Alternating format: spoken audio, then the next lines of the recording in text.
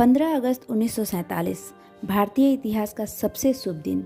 लेकिन क्या आप जानते हैं कि जब भारतीय स्वतंत्रता के एकमात्र ब्रिटिश सूत्रधार लॉर्ड लुईस माउंटबेटन ने जब यह दिन भारत की आज़ादी के लिए चुना तो पंडितों और ज्योतिषों ने इसका विरोध किया, क्योंकि उनके अनुसार यह दिन शुभ नहीं था और फटाफट कुछ और तिथियां माउंटबेटन को सुझाई गई।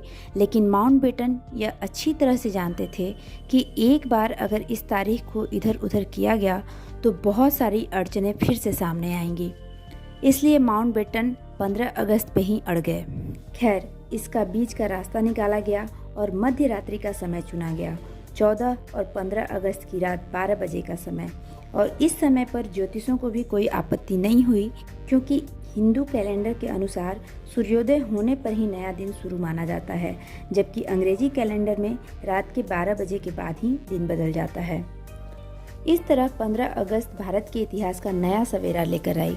ज्योतिषों के अनुसार दिए गए समय 11:51 से लेकर 12:39 के बीच ही पंडित जवाहरलाल नेहरू ने अपना भाषण दिया और इसके बाद शंखनाद किया गया। 15 अगस्त 1947 को सुबह 8:30 बजे गवर्नमेंट हाउस पर गवर्नर जनरल और मंत्रियों का शपथ ग्रहण समारोह आयोजित किया गया। उसके बाद गवर्नर जनरल को शाही सलामी और संवैधानिक सभा में राष्ट्रीय ध्वज फहराया गया।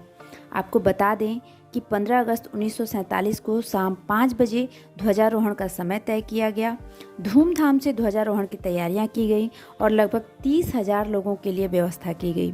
बड़े बड़े नेता और राजनेताओं को भी आमंत्रित किया गया।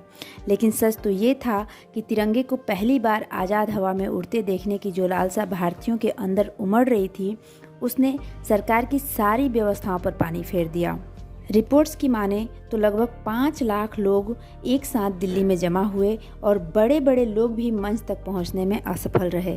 यहां तक कि लॉर्ड माउंटबेटन को भी दूर से ही अपनी बग्घी से ही तिरंगे के ध्वजारोहण का प्रत्यक्षदर्शी बनना पड़ा। खैर, उस वक्त सिर्फ लोगों की प्रसन्नता और उल्लास ही सारी परेशानियों को मिटा देने वाली थी। भारत माता की जय, महात्मा गांधी की जय, जवाहरलाल नेहरू की जय, भगत सिंह की जय और सैकड़ों स्वतंत्रता सेनानियों के जय जयकार हुए। लेकिन इन सब के बीच एक इकलौते ब्रिटिश भी शामिल थे जिनका भारत की जनता ने जय जयकार किया। वो थे लॉर्ड लुईस माउंटबेटन, एक ऐसे ब्रिटिश जिन्हें याद किया जाएगा भारत की स्वतंत्रता के लिए अथक प्रयास करने के लिए। ये थी छोटी सी कहानी 15 अगस्त 1947 की, जिसे हमें भी जानना चाहिए और आने वाली पीढ़ियों के लिए भी संजो कर रखना चाहिए। उस दिन के बाद हर वर्ष हम 15 अगस्त को तिरंगे को गर्व से फहराते हैं और देश सेवा की शपथ लेते हैं।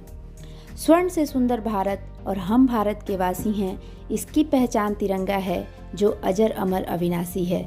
जय हिंद, जय भारत।